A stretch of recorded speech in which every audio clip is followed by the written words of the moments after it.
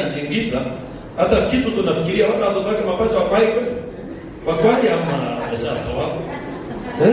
Yaani tunaamini ya kwamba vitu vizuri ni ya Shetani. Lakini nataka leo uweke imani yako ya kwamba kila kitu kizuri ni ya Mungu. Ni vile tu Shetani alichukua na akaanza kuitumia pale na watu wakaona kwamba ni yake, lakini si yake. Kwa sababu maandiko kwenye kitabu cha Zaburi 24:1 inasema dunia na vyote vilivyomo ni mali ya Bwana. Mpaka sisi tunaokana. Bwana asifiwe. Sasa wewe leo nimesema nataka kuongea kuhusu destiny kila sio mdomo. Umekaa mwana dada yako amenunua gari nyeusi na ameenda tu pale toka na kaekawa tint ya black. Unamwona akipita kwa barabara unasema kwamba unaona hiyo gari hiyo? Ukiingia ndani inageukaga na kuwa punda.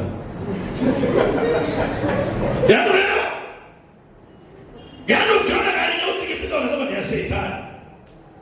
Leo ninakuja kukwambia hivi, unapoona gari nzuri inapita, anza kuposesi hiyo. Itakuwa yako na utapata kama hiyo siku moja. Ukiona mtu ameishi nyumba nzuri na ukapenda, unaambia Mungu siku moja na mimi unibariki.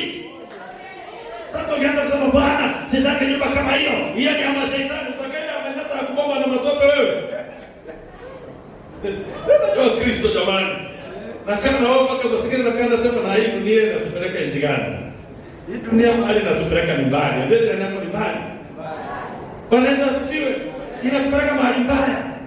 Kwa sababu sisi wenyewe mawazo yetu tumeweka mahali ambapo Mungu atarajia kuwe. Bwana asifiwe. Tumeumbwa kwa sababu ya kuishi katika maisha ya matendo mema. Bwana asifiwe. Hata Yesu unajua alikuwa anatenda mema lakini hakutendewa mema. Wewe tenda mema ndio usitake watu wakushangilie. Kwa hiyo mema tu utafuna mema. Bwana asifiwe. Haleluya. Hebu angalia jirani yako muulize, ni mara ngapi umekuwa ukifuliwa? Unajua kuna kitu wachawi wanatumia tu ile vitu ambayo tuko nayo. Damu ya kuku walichinja wakamwaga kwa mlango. Si ati ya mtu. Ya kuku, kuku na kuranga. Ambia jirani tunakuranga kuku. Kama sisi kabila ya Masai tunakuranga damu. Kwa hivyo ukiona damu hapana stuka. Bwana asifiwe. Wacha leo niwaambie kitu moja. Nikiwa Kilgoris, kuna watu walihangaisha sana. Na wakaleta mayai. Mayai ngapi ile? Wakapanga hivi kwa mlango. Mimi nikachukua mayai nikachemsha nikakula. Najua hizi vitu katika hii live, hakuna haja mayai ya kuku. Kama wewe uko na akili vizuri, hakuna kitu kinasaidia na mayai ya kuku. Ijapokuwa ni mayai. Weka maji chemke tumbukiza pale. Toa, gonga hivi uone kama ni yellow, ni ya kienyeji, gonga vizuri, weka chumvi. Teremsha. Alafu ukikutana na watu naambia, nashukuru Bwana kwa sababu nilikuwa na njaa sana na nikapata Mungu ametuma malaika wakaniletea mayai na nikachemsha nikala. Wanasema hakufa. Haleluya. Bwana asifiwe. Hizi vitu yani usione atalete yeye mchawi. Na lazima uweze kugundua kwamba wewe na Mungu aliye ndani yako nyinyi ni wako. Huyo Mungu ni mkuu sana. Kwa hivyo unapoangalia mahali uko sahihi, unaambia Mungu hapa ni wewe. Bwana asifiwe. Hakuna kitu ambacho kitatumika kwa maisha yako kuliko ile kitu ambacho unapanga nayo. Unaweza kupigia mchungaji siku mchungaji, kuna watu wameleta mayai hapa, niruke ama nisiruke. Utakaa kwa nyumba mpaka nikuje, toa mayai kula. Na unipigia simu kama umekula. Unanipigia simu kama imechemka iko tayari. Hata kama je kuna kachumbari katakata nyanya na pilipili na nyanya na vitunguu hapo kaa. Teremsha. Pigia mchungaji simu mchungaji. Sijai kula mayai wiki mbili lakini niletewa leo kwa mlango. Ukinipigia na kuambia jina la Bwana libarikiwe. Pigia simu makofi. Jina la Bwana libarikiwe kwa sababu umeshiba. Destiny killers ambao wamekuwa kifuata maisha yako, wanafuata maisha yako kutoka hatua ya kwanza mpaka hatua ya pili. Bwana Yesu asifiwe. Haleluya. Halo. Jina la Bwana lipewe sifa. Unajua destiny killer ni mtu mwenye ambaye hata saa hizi tukiwa hapa tuseme tunataka kununua shamba milioni 20.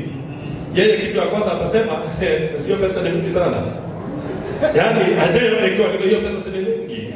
Yaani yeye amewekea Mungu kwa kiwango. Na mtu kama hiyo kwa maisha yake akona shida, hata akienda kwa hoteli huwa anapageni mpaka chai. Anapageni chai. Unasikia na waiter? Chai iko, pesa ngapi? 50. Siwezi kuchukua 30, shida yake. Bwana asifiwe. Na ameishi kwa maisha ambaye yeye mwenyewe amejikandamiza akajiroga. Ndiye anakuroga wewe kama ameshajiroga yeye. Akienda kwa hoteli, kuna ugali mlima. Yaani unaelewa, mtu ameticho ugali mlima na kwa hoteli, kwa hivyo mlima tukunya hapa. Ana milima nyingi sana kwa maisha yake. Anahitaji kusaidiwa. Bwana Yesu asifiwe. Kwa hivyo ni mtu ambaye kwa maisha yako hata ukivaa nguo nzuri anasema alikopa. Bai, sana kopa hiyo baada anapewa anado. Yaani anaona una. Bwana asifiwe. Na ukisikia alisema alikopa, hata ikiwezekana kuna yenye ulikuwa umefanya savings ya kuchunga magonjwa kununua nguo. Tena chapa kesho yake. Alafu tena anasema alikopa. Bwana Yesu asifiwe. Haleluya. Watu wangapi hapo wanafanya savings ya pesa ya shida? Wako na account ya kusave pesa in case of anything. Yaani unasikia hiyo pesa hata ikiwa kwa benki inasemekana ni in case of anything. Bwana asifiwe. Sasa unashinda kuelewa ni nini hiyo? Umejiuliza ni nini? Yaani pesa inachunga hatari. Kwa hivyo kwa maisha yako hatari inaweza kuja usiku ama asubuhi. Hauna Mungu. Sasa hapa ndipo nataka kwenda kusema hivi, kama tumeumbwa na Mwenyezi Mungu ametuumba tu kuishi katika maisha matendo mema. Bwana asifiwe. Haleluya. Ninajua ya kwamba kuna watu ambao wamehangaishwa. Na unahangaishwa na mwanadamu, ako na macho kama wewe na akili kama wewe. Bwana Yesu asifiwe. Lakini jibu ni lile la Yesu. Yesu aliambia Judas. Na ukumbuke tu hiyo jibu vizuri.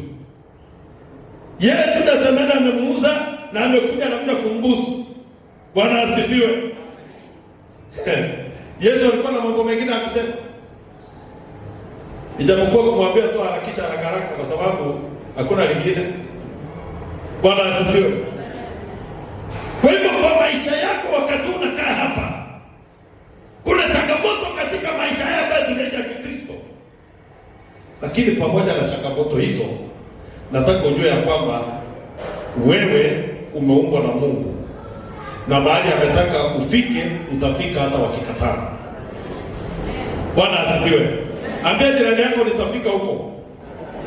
Mwambie nitafika. Bwana Yesu asifiwe. Ukiwa kwa hii service, ukiwa kwa ibada, enda tembea Nairobi. Kama una biashara ndogo huko Rongai, angalia duka nzuri ambayo utapenda Nairobi. Na waambie Mungu siku moja atakuwa na duka kama hii. Na umalize hiyo story. Na wewe unyamaza. Bwana asifiwe. Kama uko kwa ibada, umeona mtu mwingine akiwa kwa ofisi kubwa sana, unajua alizaliwa kama wewe na wewe ulizaliwa mchana akazaliwa usiku. Kwa hivyo unastahili kupita hiyo ofisi. Enda hapo na waambie Mungu ofisi kama hiyo najua nitaipita nienda hapo mbele. Yaani kwa hii maisha hivi vitu vinakuja kama wewe umetamani vikuje. Bwana Yesu asifiwe. Ukiombewa na mchungaji wako na unasema kwamba Mungu nitafika hapo kweli siku moja, hautafika. Nikupatie sababu.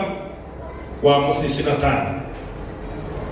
Nataka uangalie kitabu cha Waamuzi. Ngoja nikusomea hapa uweze kusikia. Kitabu hiki kina mambo mengi tu. 6:25. Waamuzi. Nataka uweze kupata mambo haya mazito tu hapa, uweze kuelewa ni nini Mungu anaongea. Mbele ya Joshua, mbele ya kitabu ya Joshua unapata Waamuzi 6. Uweze kuangalia yale maisha ambayo umekuwa ukiishi tu. Umekuwa ukiishi ukiwa na wasiwasi, ukiwa na shaka. Chani ya 23. Lakini Mwenyezi Mungu akamwambia, amini ewe nawe usiogope usiogope, hutakufa. Gideoni akamjengea Mwenyezi Mungu madhabahu. Lakini uangalie kutoka pale juu, wakati Mungu amemwita Gideoni, kitu cha kwanza Gideoni, najua nimetaka ndio naenda kwa sababu ya time.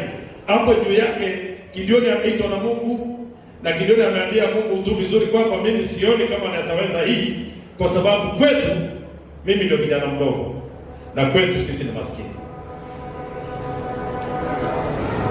Sasa kwa hii kazi ya Mungu na kwa maisha yako huwezi linganisha na kwetu. Nataka ulinganisha maisha yako na neno la Bwana.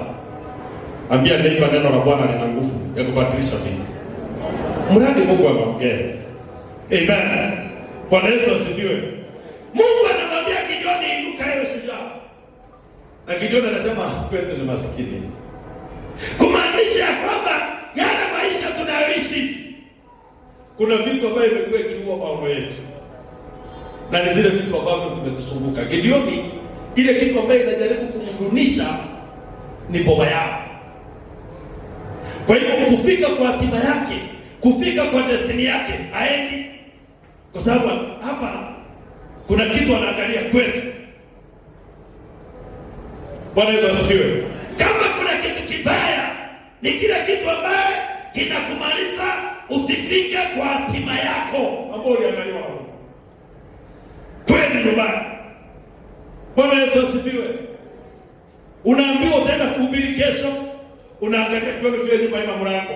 Unaambiwa wewe ndio unaenda kuomba kwa mkutano fulani, unaangalia kweli vile ni nyumba bado ni ya manyata. Unaambiwa unaenda kufanya kitu fulani, unasema kweli nyumba imekuliwa na mchwa, ushindwe. Maisha yako na nyumba ifanani.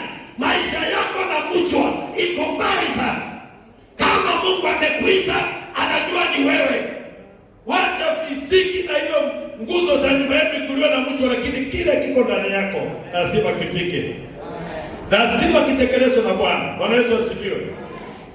Usishangae ninapohubiri kuhusu mchwa. Kwetu Kambani huwezi jenga nyumba ya miti. Lazima ujenge nyumba ya mawe kwa sababu mchwa ni mingi. Na ukijenga nyumba ya miti ina maana kwamba uhakikishe si nyumba ya kukaa. Baada siku moja wale siku kwenye tunakaa nje ya nyumbani, tutarudi Disemba tunapata nyumba ilianguka. Halo? Yaani inamaanisha Wakamba wote Mungu aliwatoa katika maisha ya kujenga nyumba ya miti waende nyumba ya mawe. Lakini bado hawajakubali. Hawajakubali hiyo. Kwa sababu kama wangekuwa wamekubali, wangeambia Bwana asante kwa kutuletea mchwa ili tuwe na akili zaidi ya kubadilisha maisha yetu. Lazima abadilike. Unasikia mtu anajenga nyumba ya miti na hapa hapo na dawa 20 liters kila mwezi. Wacha hiyo vitu. Ama huko. Toka. Leo usifiwe. Hapa amekuja na sio kwa petrol station kubeba woi, naona destiny kila. Anabeba mawoi toto shen wapi ameweka pale nyumbani. Itakuwa inanyonyeshwa pale juu inateremka. Hakuna siku utaendelea. Wacha na hizo vitu, hata kupiga hesabu nyingine. Ambia Mungu sasa lazima nibadilishe nia. Bwana Yesu asifiwe. Ambia jirani nitafika mahali Mungu amesema. Haleluya. Hata kama walikuja kwa mlango ya kwenu, iwe ni kwa geti yenu, iwe ni kwa nyumba yako hapa nyuma ya dirisha, wakachimbia kinyesi hapo, wakasema uwe mjinga, ukienda Nairobi usirudi, na nataka leo nikutabirie, unarudi kwa ushindi na wataona maujenzi huko. Unajua kuna watu walihamishwa bwana. Unaambia mtu wa hoteli nyumbani ile ndio sijali bwana. Unajua lazima ujipange. Si kujipanga, alipangwa, ambia jirani alipangwa. Na sisi tumetumwa na Bwana kuja kumpanga leo. Tunakupanga ndio ujue kwamba naye Bwana anaweza kupanga zaidi. Kwa hiyo kwa maisha yako leo hii, hapo mahali ambapo umekusudiwa kwenda, lazima Mungu wao ameandaa mtu akukushika kwenda. Umeelewa destiny kila ni mtu mwenye ambaye hataki uendelee. Destiny yako ni yule mtu ambaye anakuja anakuuliza ungetaka tuombee nini? Unamwambia ningetaka kuomba unisaidie tusimame tuombe kwa sababu ya kitu fulani nyumbani hivi na hivi. Na anakuombea, anakuletea majibu, anakuambia Mungu amesema anaenda kukubariki. Unaenda kuwa nguzo kwa hiyo boma. Huyo ni destiny helper. Lakini ukisikia mwenye ambaye uliomba akakwambia kwamba niliomba kama umekimbia bila nguo, huyo ni mchawi. Piga Yesu wako. Jamani,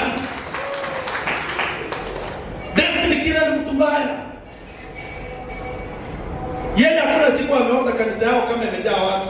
Anaotaka kanisa kama viti imegeuzwa inaangalia chini. Mchungaji, niliota jana kanisa yetu viti imekusanywa yote, imeangalia juu hivi, sasa itakaliwa aje kweli? Huyo mtu anastahili kunyoroshwa kofi ya kiroho, aingiwe na Roho Mtakatifu, aone watu wakipanuka wakiendelea. Amen.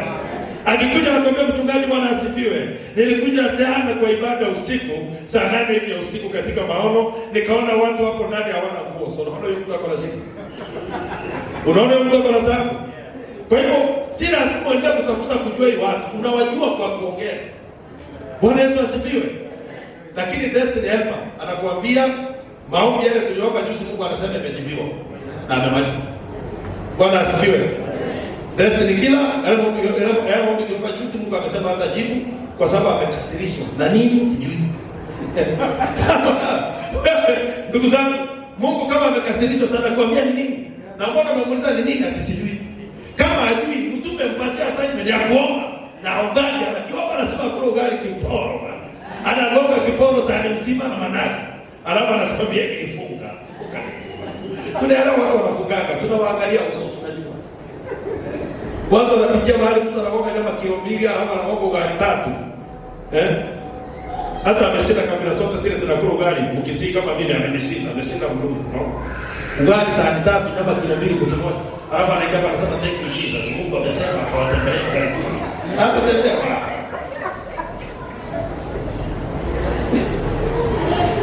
Kuna mtu hawezi toa unabii ya Mungu mpaka mpatie ugali ya shida. Na ujue hiyo unabii anatoa ya mshida. Tunataka aombe ndio atuletee ujumbe kutoka kwa Bwana. Bwana Yesu asifiwe. Gideoni, kile kitu ambacho kimemzuia asiendelee ni kwako. Wewe ni nini ambaye inakuzuia kutoendelea? Hapo ndio nakuja leo. Bwana asifiwe. Ni nini kwa maisha yako? Sijui kwa nini Mungu ameleta ujumbe huu. Maana ujumbe si kwa nimeandaa. Ujumbe ambao nimeandaa Mungu ameniambia wachana naye. Utahubiri kwingine. Nafikiri nitahubiri kule Kilgore nikienda. Bwana asifiwe. Haleluya. Ni nini kwa maisha yako wakati wowote unapoanza kazi inakuongeleshanga kwamba utafaulu? Kwanza inakuja kama mimi wacha niwapatie mfano tu rahisi ninapoenda kumalizia. Mimi nimekuwa driver. Ambia jirani yako driver. Sema driver wa mashini inaitwa mkokoteni. Driver. Nilikuwa driver wa mkokoteni. Mkokoteni yangu ilikuwa imeandikwa jina wapi kazi lete kazi transporters. Wakati ninaokoka tu maisha yakaharibika sana. Kitu kikaja kikaniambia sorudi tu kwa mkokoteni yako ndio ulikuwa unapata kederi mchana na maharagwe na mandazi. Nikarudi. Bwana Yesu asifiwe. Sasa nikaona niache Mungu. Nimeweka mbao. Nafikiri Yesu mkubwa anaweza kuwa anashika hii njia sababu amepitia. Natoka kanisa ya IC kwa pale juu kama unatoka Soit. Nateremka kuelekea town. Mkokoteni kaniingisha ndani ya Calvert. Sikuumia. Mimi ndio niliingia ndani ya Calvert, mkokoteni kaenda pande hiyo. Kuna mtu hebu pata mtu.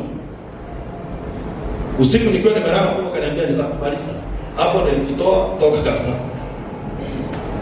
Na leo nataka kuongea na mtu hapo hapa. Amekuwa akirudishwa na mawazo fulani mahali.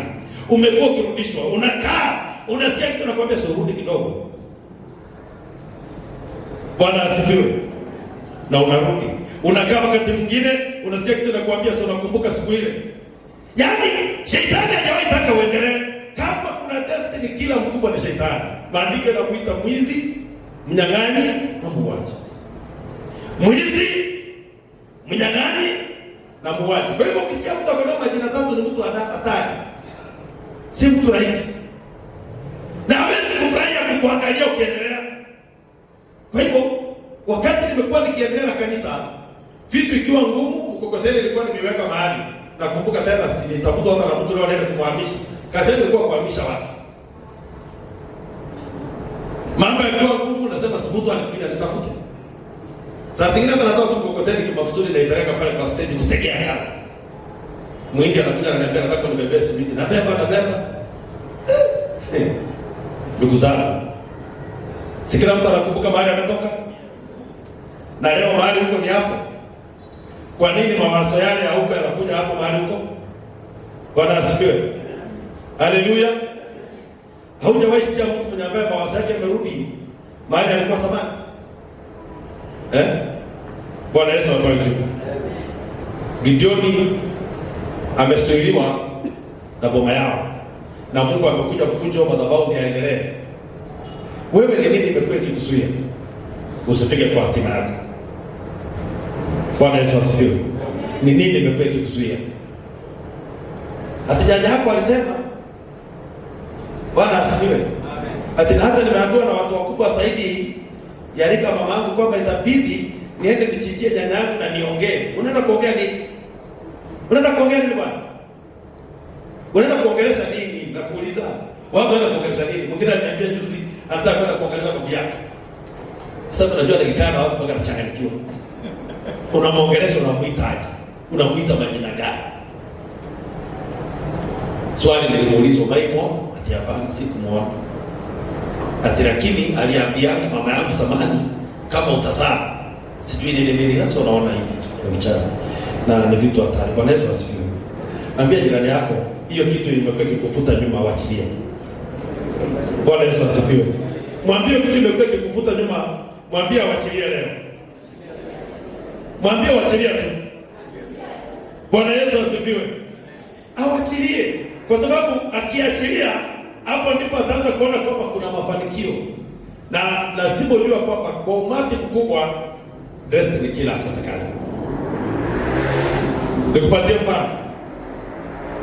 Wacha nikupe mfano ndio asubuhi. Ndugu mmoja ama dada sijui ameamka na kupigia washirika simu kuambia kanisa yetu ni fungu hakuna. Huyo ni destiny helper ama destiny killer? Na huyo mtu anastahili kuwa wapi hapa kwa hizo vitu ukiangalia? Anastahili kuwa katika ufalme wa Mungu. Na Yesu anasema yeyote asiyekusanya pamoja nami ninakusanya na yeye anatawala. Mtu huyo anastahili kufungiwa jiwe kubwa sana na atupwe katikati ya bahari. Yaani kumaanisha asiwahi onekana tena. Ni Yesu anasema. Sasa kwa maisha yako ni vizuri kukusanya na Kristo. Na kama utaki kukusanya basi hautakubali uonekane tena. Hautaonekana. Na ndio nimegundua kweli kumbe tunaandama na mashetani. Sasa mashetani kama wanadamu. Wao kanisani leo wanasema kama wengine wanakuja kwa leo kwa kanisa. Sasa ibada ikisha watakuja kuuliza kutoka kanisa hapo. Tasaka hii ni maajabu. Ndio utajua destiny kila si wewe. Geukia jirani yako mwambie jichunge. Mwambie jichunge na marafiki. Mwambie jichunge na marafiki sana. Mwambie ajichunge na marafiki. Bwana Yesu asifiwe. Haleluya.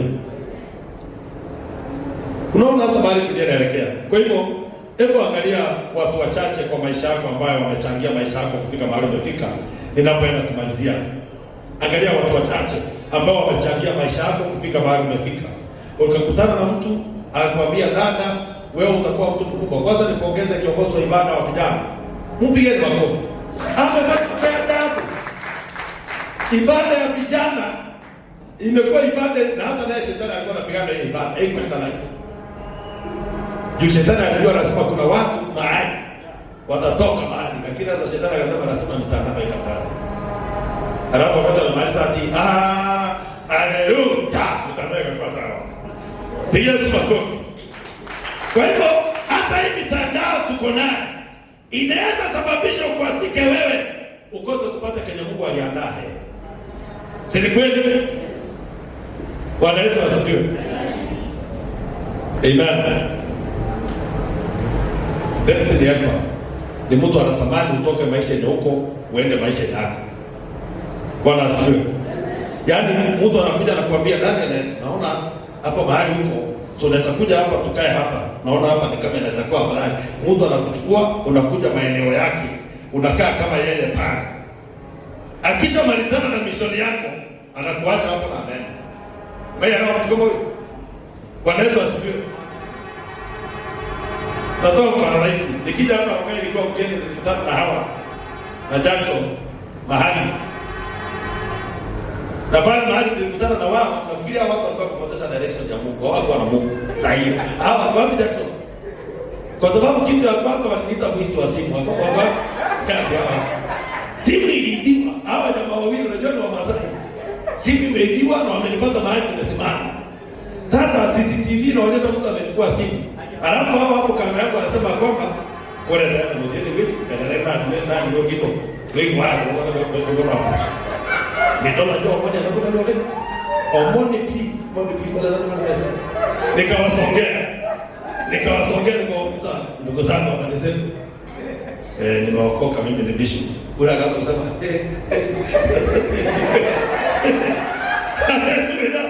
Bwana Yesu asifiwe. Yaani unaelewa? Na katika hiyo hali Mungu akanisaidia nikawachukua wakaja mahali niko. Bwana asifiwe. Nilipata hiyo habari kando ya Masai akamatatu lakini wanaona anafaa kama mimi. Hata Jackson unaona yeye sasa unajua yaani kitu ni mzuri kuongea. Kwa sababu hapo bwana mliniita mwizi sahihi.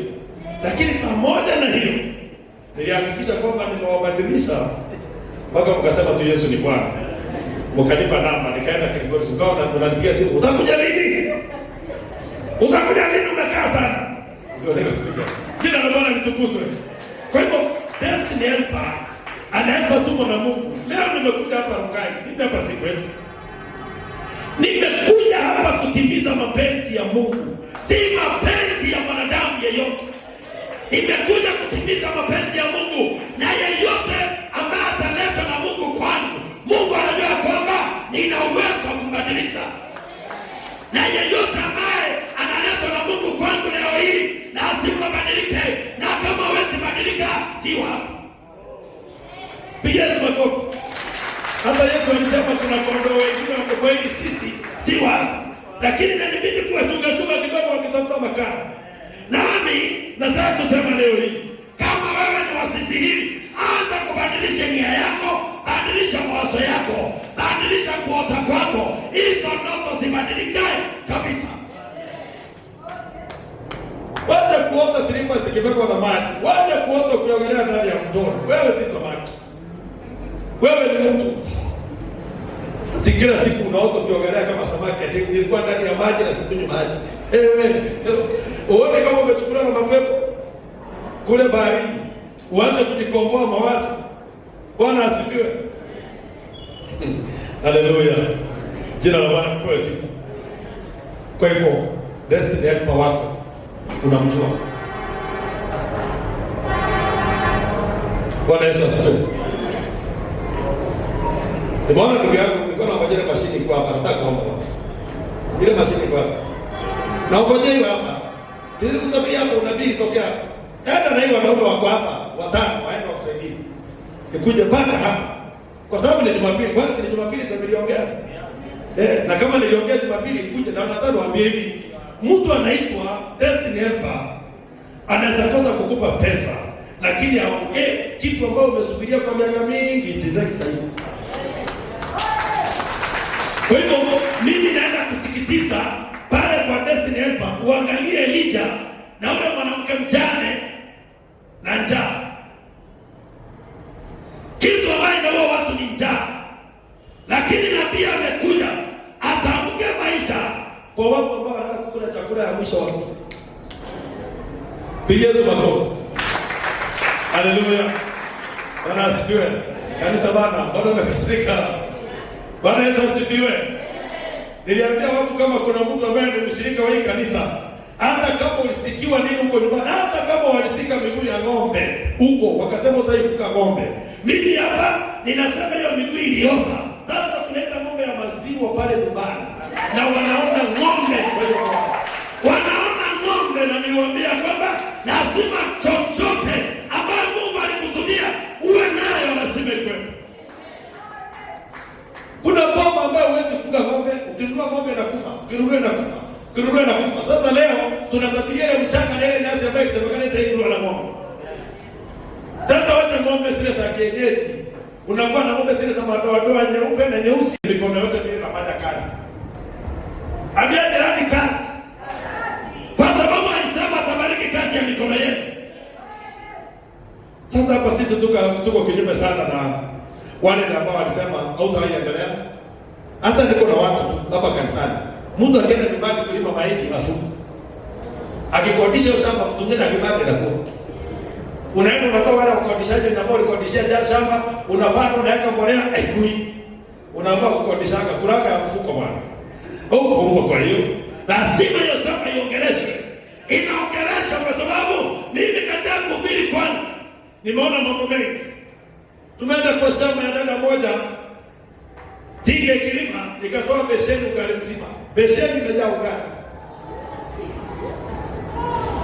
Mimi mwenyewe na nilitangaza kanisani ya kwamba watu wakianza kupanda, nataka kuwa huko mimi nitakuwa kwanza kumwaga mahindi.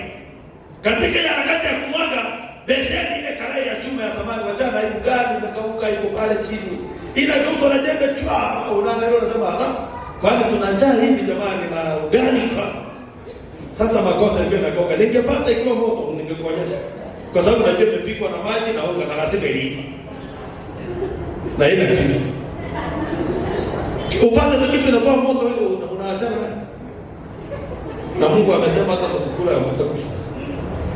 Hizi vitu lazima ufanye mazoezi. Sema amen. Bwana Yesu asifiwe.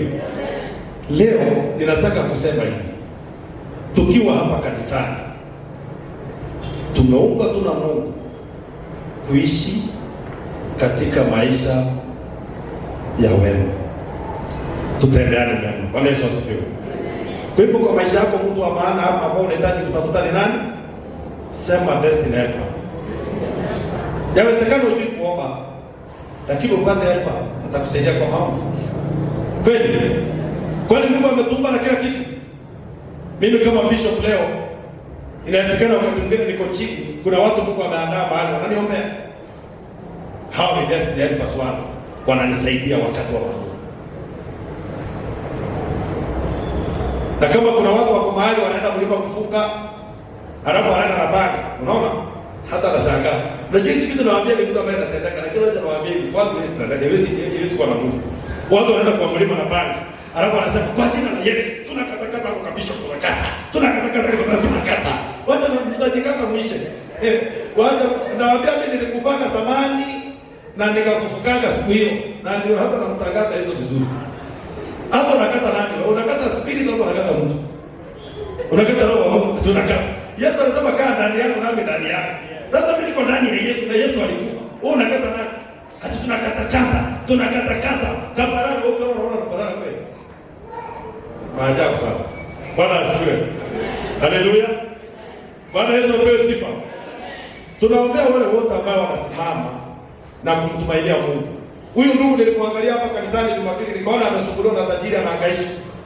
Nikaona tu kuongea neno la baraka, na hata sio pikipiki imekujaje, lakini atatuambia kama ni yake ama ni mkopo yake. Sasa kama ni yake atuambie kwa jina yake kabla niombe.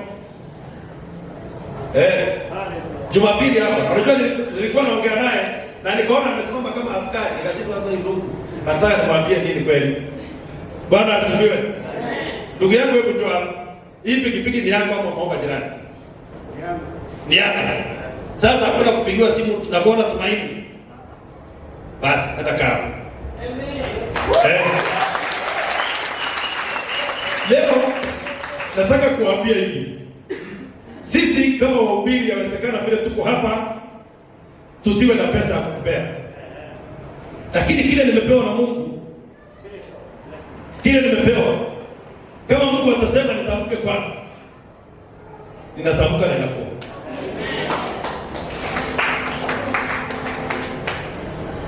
Dada Asma, huyu anaitwa Mweli Asma, alikuja kwa ofisi yako akaniambia anataka kufungua biashara na hana pesa.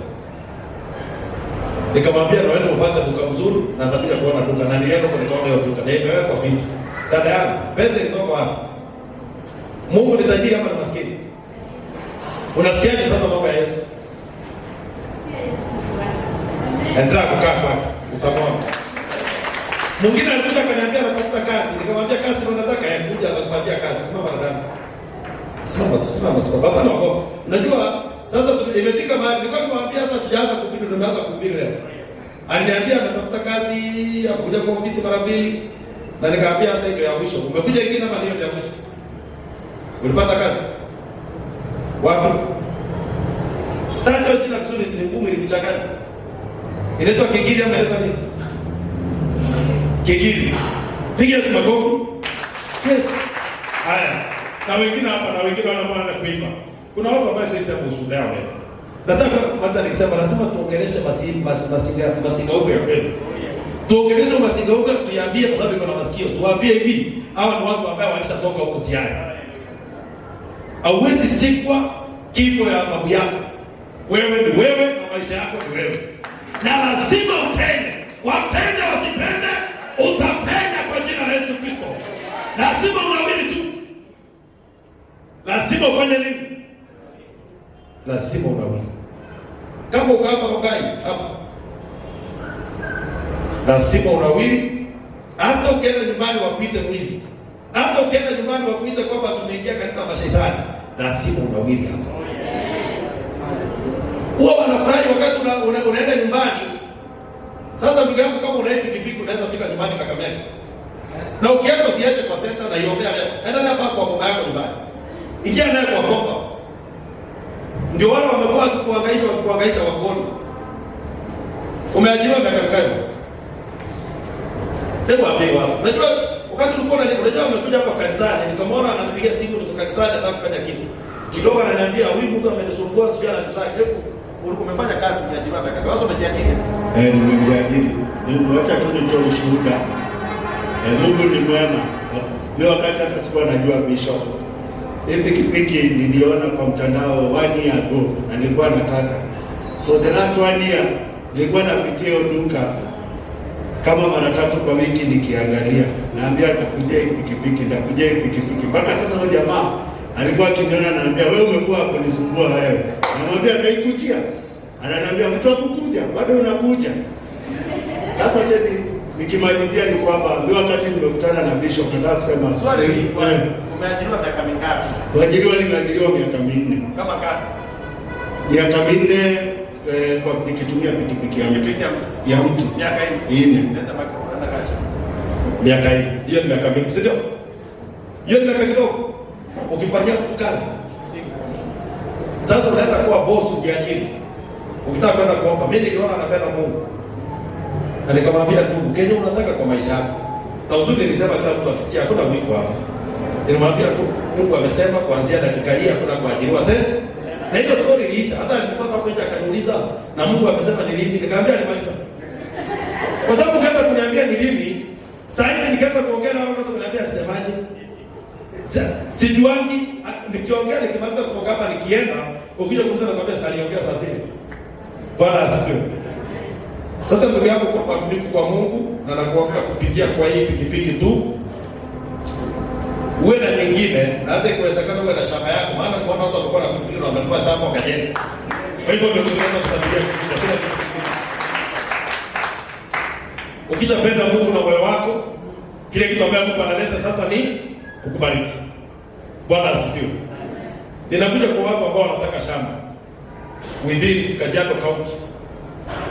Nataka kuambia hivi, hakuna siku nyingine ambaye atakuja kutabiria mambo ya shamba na kutabiria saa hii. Siende kutabiria ati kesho. Sasa usiende kungoja ati kumbisha pasema atatabiri saa hii vile tumesimama hapa. Lakini wale wanataka kununua shamba Kakamega, Kitale, Kilgoris, kuelekea wapi? Si leo, siku nyingine. Wale wanataka kununua shamba within Kajiado County. Nataka kuwaambia Mungu ako karibu sana na nyinyi. Msikize. Anzeni kutembea. Anzeni kutafuta shamba kwa imani. Unajua, usiangalia mfuko ndio ufanye kazi ya Mungu. Angalia Mungu kwa sababu yeye ndio mwenye kila kitu. Bwana asifiwe. Haleluya. Wale ambao wanahitaji shamba within Kajiado, unabii yao ni sema leo. Na usiende kugrab shamba ya mtu na usikue kuroka wakusa mashamba kwa jambo. Mnasikia kitu ambacho nimesema? Utapata shamba yako na ina ujanja na ina ukora. Ujenge boma yako ishi. Bwana asifiwe. Kuna watu hapa wana maono makubwa, lakini wamefeli. Hawana sehemu ya kuweka yale maono. Kuna mtu sasa hizo kumpatia shamba 50 bali utapata kwa kuku 2000 utashinda aliweka kukulima. Hadi kwa akili mahali ya kuweka ni hapo. Nimekuja kusema hivi, haya maono mazuri uko nayo na hivyo vitu vizuri unataka kufanya, upate mahali ufanyie. Amen. Bwana asifiwe. Sasa hata kubadilisha sasa maisha yako ya kuishi Rongai Town. Anza kutoa mawazo yako kusema kwamba sasa hii nyumba imekuwa bekari, utatafuta nyumba kwa pale chini, iko chini kidogo. Badilisha mawazo. Hapo mahali uko kaenda ongelesha hiyo nyumba. Pia Mungu sianze kutoka hapa mpaka siku naenda kwangu. Simuongei kwa hata mimi naongea. Si hata mimi naongea hapa. Hapo mahali unaishi usiame. Kama utatoka kwa hiyo nyumba, nataka nisikie umeenda ile nyumba kwa maana ya Masai ya matope, lakini kwako tutakuja kukusaidia kuboma mfue kinyesha. Hapo mwingine chope. Kuna mimi online nikichi. Ndio. Tutakuja kukusaidia. Baada ya kwako. Ama watu wakasirika. Bwana asifiwe. Tusimame. Tusimame. Leo nataka ujue kuna Mungu ambao anabariki watu. Na nataka mjue kwamba hii baraka ya huyu ndugu iko kwa yake. Kuna mtu Mungu alikuwa ameangalia baraka. Okay. Na nitaiongea sasa ndio uweze kujua. Wakati wote unafanya kazi ya Mungu, kama maisoma fast kuanzia wakati wa Yohana Mbatizaji mpaka leo hii, ufalme wa mbinguni unanyakuliwa na wenye nguvu. Na wenye nguvu ndio watachukua kweli. Bwana asifiwe. Huyu ndugu amekuja hapa. Mama sema mwezi moja na nusu. Ile kazi jamaa alikuwa anafanya ya YouTube, kuna ndugu alikuwa anafanya. Nasikia. Huyo ndugu akaamka akablock zile account zote, akaenda akanyamaza. Mungu akalete huyu. Akaja akafanya kazi yake, sema anataka kulipa pesa. Yeye alifanya kwa roho yake. Sasa mimi kama mtumishi wa Mungu, ndani yangu ile kitu ambacho ilikuwa ni kenye Mungu ulikuwa umesema mwaka jana. Sasa nataka utimize kwa huyu. Na ndivyo ndio vile ilikuwa. Ilikuwa baraka yake, ilikuwa baraka nyingine. Lakini yule mtu alicheza naye. Hii pikipiki ni 1150. Kweli? 1150. Na hii wakati wakaona na wakati kwa mtende. Baada ya kutazama Mungu. Ajaje ndio hapa kutazama Mungu. Wewe kama kuna mtu ambaye amecheza mahali, wewe songea hapo. Fanya hiyo kitu vizuri. Kenya Mungu alikuwa amesema inakuja kwako. Amen. Inakuja wapi? Sema inakuja kwako. Mwezi moja na nusu. Baada ya miezi kama 5, YouTube inamasa ifanye. Yeye akafanya kwa mwezi moja na nusu kwa uaminifu. Anakuja hapa, ana pikipiki ya kuajiriwa, imesimama, mwenyewe anaitraga, anaiona tu imesimama, ako hapa kufanya kazi ya Mungu. Hata kama wewe ni pastor, usipomtabiria mambo mazuri, wewe sijui ni mtu aitika. Sio hapa. Na hakuna mtu yeyote atafanya kazi ya Mungu akosa kubarikiwa. Nimeona kuna watu hapa wanaosha, kuna watu hapa wanapata wanapanguza madirisha, kuna watu hapa wanaona wanaosha madhabahu ambayo nimesimama. Nataka kuambia hivi, ule Mungu ameniita na Mungu ambaye aliniokoa, kwa sababu yeye ndo namtangaza. Wakati unafanya hiyo kazi hiyo, akuangalie na macho yake yote. Yaani akuangalie kiwango ambaye hakuna ukame kwa maisha yako wala kiangazi kamwe. Watu wakilia, uwe wakati wako wewe ni kufurahia. Amen. Bwana Yesu asifiwe. Madam Naomi njoo. Hebu kuja. Unajua wakati mwingine nataka na kumaliza kuomba.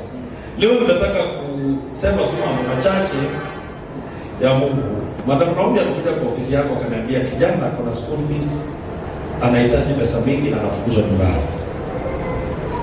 Na nikaambia Madam Naomi, mimi ile kitu nasekwambia kwa sababu najua Mungu ambaye anamwabudu. Hizo pesa ni mingi, sio 200 na kitu. Lakini nikaambia Mungu ameniambia ikifika mwezi wa 5 hiyo shida imeisha. Madam Naomi sijui kama Elisa. Hebu ambiwa Elisa. Kanisa Yesu Kristo asifiwe.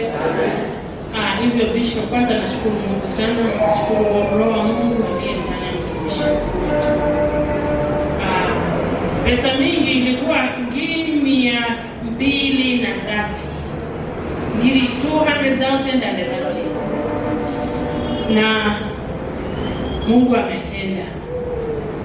Mungu ametenda. Last Sunday ndio Maisani alinitumia message kwa WhatsApp akaniambia, mama, fees inakamilika. Yesu Kristo asifiwe. Mimi sifanyi kazi, siningojei mshahara. Bwana asifiwe. Mungu abariki Jesus Christ is a living center. My son amemaliza masomo University of Nairobi, anasomea engineering and construction na amemaliza, na ninashukuru. Hiyo ndio kwa balance ilikuwa imebaki. Kanisa Yesu Kristo asifiwe. Wacha tu nikae kwa Jesus Christ is a living center. Haya, sasa nataka kwenda kuomba. Nataka uwe na imani. Mimi wakati hiyo dada alikuja kwa ofisi yangu, nilimwangalia na nikaona ameniambia mtoto asipopata hizi pesa, basi yale masomo ambayo anasoma yatakuwa bure. Na sasa mimi ndani yangu ile kitu ambacho ninajua nimebeba Mungu wa pesa. Mimi hata ukija kwangu ukiwa na shughuli ya milioni 100, nitakushauri na nikufariji na nikuombe. Na hiyo milioni 100 sishika. Lakini wewe katika ulimwengu wa kiroho wewe ushike. Umeona kitu gani sasa? Bwana asifiwe. Ukija kwangu unataka kujenga ghorofa kama hii, mimi sina. Lakini ile kitu nitakueleza, nitakushauri na nikuombe na wewe ujenge. Kwa sababu hiyo ndio kitu ambacho Mungu amenipa. Bwana Yesu asifiwe. Amen. Niko na uhakika balance ya mtoto huyu hata baada ya pesa itatoka ijulikane, lakini amemaliza kusoma. Maana kijana alikuja kwangu pale, nikaongea na yeye na nikamwambia nimemaliza maombi, usirudi kwangu tena ukiniambia mambo ya school fees, ujumbe tu nitumie message. Na kwa hiyo wakati nilipata ujumbe kwake usiku, alinitumia usiku, akaniambia nimekamilisha. Nikasikia ni kama ni ndoto. Sasa nitaka kujua kwa mama yake amechukua loan ya Kenya Women na mama akaniambia hajachukua. Sasa nikasema basi Mungu una maloni nyingi, unaweza lipia watu. Wewe ukiwa hapo unataka nini? Nataka kwenda. Unataka nini? Ni nini unataka kwa maisha yako? Hiyo hata usiniambie. Kenya unataka hiyo kwa maisha yako. Nataka tu shika roho yako hivi na uambie Mungu, hiyo ninapokea leo, si kesho. Hiyo ndio unataka, mimi sijui unataka nini. Wewe unajua si maisha ni yako. Ufunge macho. Hiyo kenye unataka, shika tu roho yako hivi, ambia Mungu, hiyo ninapokea. Kwa imani. Unaambia tu Mungu, ninapokea kwa jina la Yesu. Ninapokea kwa jina la Yesu. Ninapokea kwa sababu ni yangu. Hata kama Destiny Killers walisimama wakaua maono yako, wakaua kila kitu ili uishe. Leo nataka uambie Mungu, kila kitu ambaye inaitwa na jina lako ikutafute mahali unaishi. Ikutafute mpaka itafute mlango ya nyumba yako. Ikutafute kwa jina la Yesu Kristo. Waliyesema hautanawiri, hautafaulu, hautafanikiwa, leo ninataka wasikie ushuhuda wa maisha yako ya kwamba umefaulu, ya kwamba umefanikiwa, ya kwamba umeinuliwa kwa jina la Yesu Kristo. Hiyo ni yako. Mungu akuondolea mahusia kwa maisha yako. Usia alimzuia Isaya kumwona Mungu. Kwa hivyo Destiny Killer ambaye amekuwa na kuzuia wewe kufika mahali Mungu alitaka, huyo aondolewe, uendelee na safari. Uendelee na safari ili uweze kunawiri katika maeneo ya huduma na unawiri katika maisha yako kibinafsi. Na unaponawiri katika maisha yako kibinafsi, watoto wako wanawiri kimasomo, ili watu wajue ya kwamba kuna Mungu mbinguni. Na ni yeye ndiye tunayemtumainia siku ya leo. Tunamtumainia Bwana. Inua mikono yako juu. Inua mikono juu katika jina la Yesu. Inua mikono tu juu. Nataka tu kwenda kuachilia baraka kwako. Mungu wa mbinguni anajua kile unatamani. Anajua kile unataka. Leo hii nimesema pale awali ya kwamba yeyote anayetaka kuwa na sehemu ya kuishi katika jimbo hili, milango iko wazi, milango ya kupata sehemu iko wazi. Kuanzia dakika hii mimi niko tayari kama nabii, nikiwa kwa haya madhabahu, nianze kuombea mashamba, nianze kuombea ujenzi, nianze kuombea mambo mengine kwa maisha yako katika jina la Yesu Kristo. Baba Mungu, mfalme wa wafalme, ninatangaza siku ya leo kibali, ninatangaza siku ya leo neema, ninatangaza siku ya leo ushindi, ninatangaza siku ya leo vivio, ninanenea wachawi na kazi zao, nikiwatangazia kuanzia dakika hii hawana chochote wamekamata katika maisha ya watu hawa, hawana chochote wameshika katika maeneo ya kazi, katika maeneo ya biashara, katika maeneo ya jamii. Hawa wamebarikiwa, hawa wamebarikiwa mashambani na mjini. Ninawanenea baraka, ninawanenea baraka, nawanenea baraka Bwana. Ninakataa kila magonjwa ya ukoo, ninakataa kila magonjwa ya kurithi, ninakataa kila madhabahu ya kifamilia. Madhabahu inaendelea kushindwa kwetu, madhabahu inaendelea kushuka kwetu. Leo hii ninapomoa madhabahu, nikisema ni madhabahu na masikio, mwachilie maisha ya wapendwa, mwachilie watoto wao, muhame na magonjwa yenu, mwache watu hawa katika jina la Yesu Kristo. Nimetangaza leo hii wapendwa hawa wapokee maisha mapya, wapokee maisha mapya, wapokee baraka mpya katika jina la Yesu Kristo. Asante Bwana kwa sababu wewe ni mwema. Pokea sifa na heshima na utukufu kwa sababu jina lako ni la milele. Asante Yesu kwa sababu unastahili, unastahili daima, unastahili milele, unastahili Mungu wa mbinguni. Nimetangaza siku zote za maisha yetu ya kwamba huduma hii imebarikiwa, wamama wamebarikiwa, wazee wamebarikiwa, vijana wamebarikiwa. Ibada ya leo imekuwa kuinua moyo wangu. Vijana wetu wamefanya kazi kubwa.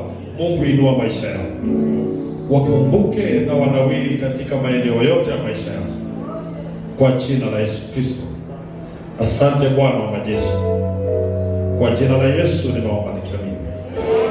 Pigia Yesu makofi mazuri, pigia Yesu makofi mazuri. Haleluya, amen, amen. Nataka kumleta ndugu yangu akuja ashike hii pikipiki.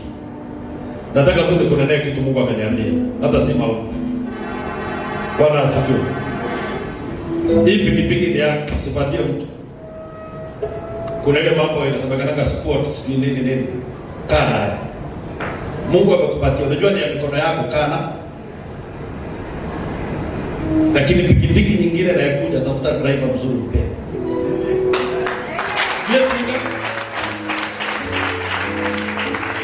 Hii kanisa inasikia miezi mingapi? Anza kutafuta driver mzuri. Miezi miwili kisha kuja nauliza bishop, hivi ulisema kwani Mungu ni mwongo? Miezi miwili tafuta driver mwingine. Nataka kunena baraka kwako. Baba Mungu, katika jina la Yesu, ninakushukuru leo hii kwa sababu wewe ni mwema. Wewe ni Mungu wa kubariki, wewe ni Mungu wa kuinua. Kwa sababu ya mtumishi huyu kujitolea kwa kazi yako, umeona ni vema umbariki. Na nimenena siku ya leo, baraka za mbingu siwe juu ya maisha yake. Baraka zako Mungu siwe juu ya familia yake.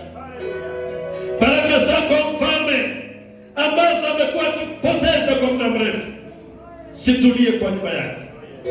Fedha itulie kwa nyumba yake, amani itulie kwa nyumba yake, ushindi wako utulie maishani mwake. Leo hii nimekataa kila kisirani. Leo hii nimekataa roho ya achana. Nimesema shetani hauna uwezo na una mamlaka. Ndugu huyu amebarikiwa, kwa sababu pikipiki hii imetoka kwa unabii wa madhabahu. Nimetangaza kwa jina la Baba, Mwana na Roho Mtakatifu, kama vile umenena hapa, miezi miwili kisha Bwana uwe mbariki, ili ajue kwamba miaka yote ambayo amefanya kazi umewadia kumlinda na kumbariki. Kwa jina la Baba, Mwana na Roho Mtakatifu nimeomba nikiamini. Amen. Mungu awabariki sana.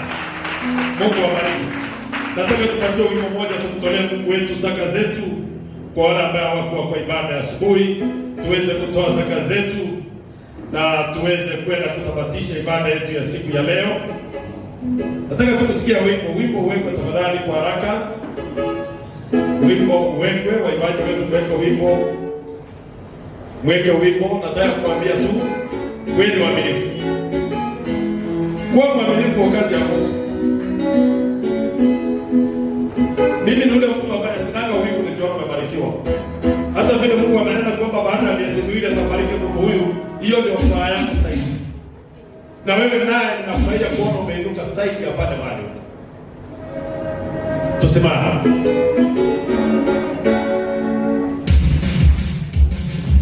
Wimbo tu ya kutoa matoleo yetu. Tuje kwa haraka. Wale ambao wanatoka kwenye mitandao yetu, nafikiri tuangalie pale kwenye mitandao yetu, tuangalie kuna account pale.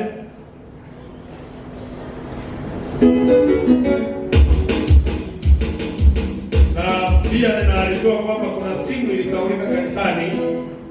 Kama wewe mshirika wa hapo uliwacha hii simu, tafadhali ukujie simu yako. Na inabidi uwe tu mwaminifu. Utakuta hapa tu kwa sababu imepatikana hapa kanisani na lazima ni ya hapa. Asante watu.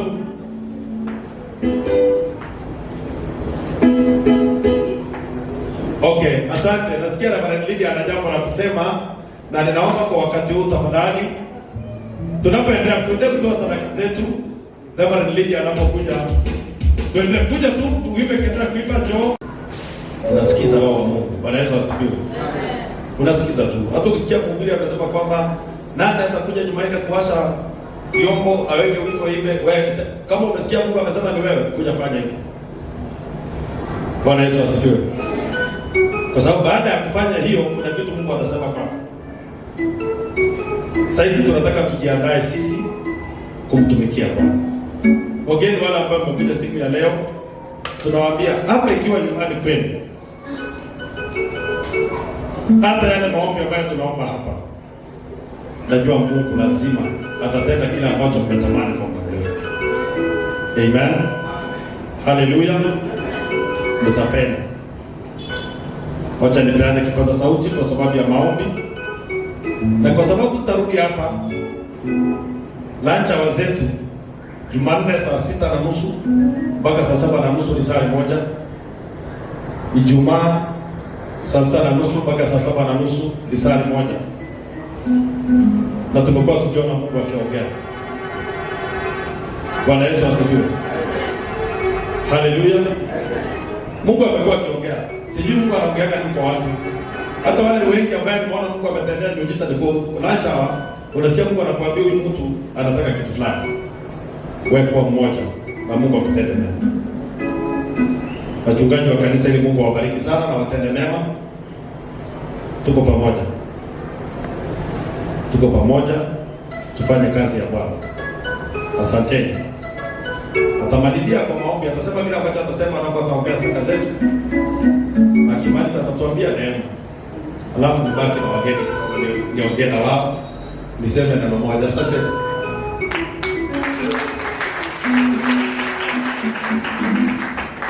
Bwana Yesu asifiwe. Amen. Bwana Yesu asifiwe tena. Amen. Bwana Yesu asifiwe. Amen. Asimkuwe na furaha kidogo, tumebarikiwa sana. Wacha tuombee zaka kwanza ndipo tuendelee. Baba, katika jina la Yesu Kristo, tumekuja mbele zako Jehova kama watoto wako Jehova. Tumekuja tukinyenyekea Jehova Mungu Baba. Na tumekuja Jehova, tumesikia neno lako. Na Biblia inatuambia ya kwamba hakuna mahubiri yoyote ambayo inatakikana iishe bila kutoa sadaka. Mungu, tuliona watu wako walitoa sadaka, Abrahamu alitoa sadaka. Wale watu walikuja mbele zako, je, walitoa sadaka? Mungu na watoto wako Jehova wamekuja mbele zako, wamejitoa hata na mili zao Jehova. Wale ambao wametoa fedha Jehova, Mungu Baba kajaze mifuko yao tena. Wale ambao Jehova Mungu Baba hawajabarikiwa, Mungu naomba mikono hizo Jehova leo wakienda zikabarikiwa na mifuko zao Jehova Mungu Baba zikajazwe Jehova. Mungu naomba Jehova wale ambao wamejitolea pia kwa moyo na kufanya kazi yote katika nyumba yako ya Bwana Jehova, naomba Mungu Baba ukawatie nguvu na waendelee pia kufanya kazi katika nyumba yako Jehova. Na kushukuru Jehova kwa sababu najua wewe ni Mungu ni mwema. Na kushukuru Jehova kwa sababu najua haya matoleo yametolewa yanaenda kufanya kazi kubwa sana na yataeneza ufalme wako katika jina la mwanao Yesu Kristo. Na naomba haya yote Baba nikiamini katika jina la Yesu Kristo aliye juu mbinguni. Amen. Nitaomba tumketi kidogo kwa dakika 2.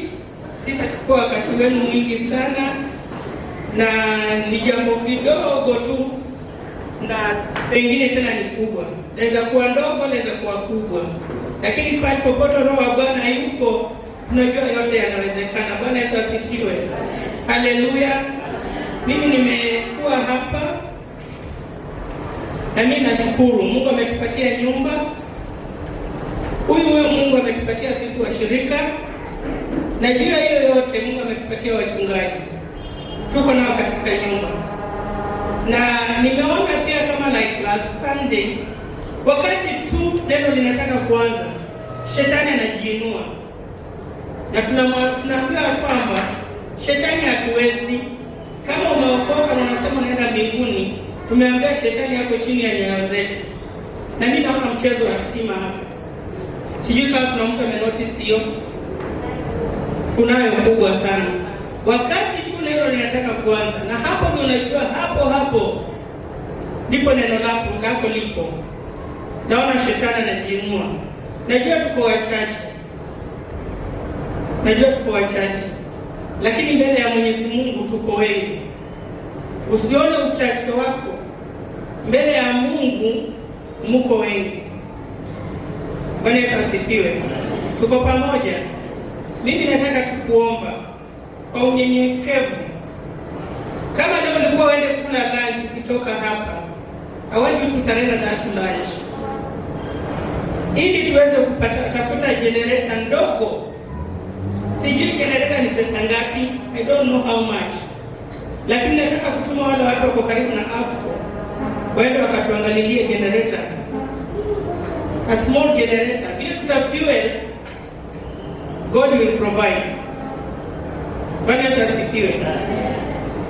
Naomba tu, siombi sababu niko nayo. Hata hapa nimejitoa kabisa. Nimesikia leo ni Father's Day. Happy Father's Day in the house. Can I also see the fathers in the house? Bwana Yesu asifiwe. Jitoe tu, na hata kama ni shilingi 5. Niliwaambia hapa juzi ya kwamba wakati unapomtolea Mungu, Jesus Christ is the one who sits in the storehouse in heaven. Yeye anajua umetoa shilingi 5, umetoa dinari 2, umetoa ndururu, lakini inabarikiwa. Whatever you have in your pocket, Mungu atajaza ile nyingine yenye itabaki tutakuja. Mwenyezi Mungu atajaza. God bless you. Asante sana mama, ubarikiwe na uzao wako. Nataka Madam Naomi, please come. You are in the spirit and I just forgotten. Kuja, I just want you to stand here. Nataka hiyo connection ile ambayo imefanya mtoto amesoma bila wewe kusumbuka. Usimame tu here. Just give me that connection. I'm praying for that connection. Whatever God did to her, na wewe utakapoangaza nyumba ya Mungu, wakati unapotaka neno la Mungu liende. Unajua saizi hatuhubiri sisi wale wenye tuko hapa peke yetu. Pengine kuna mtu pale kwa stage anajaza. Ile bishop anasema kujaza. Kuna mtu pale kwa stage anajaza. Lakini every Sunday huwa anachukua nafasi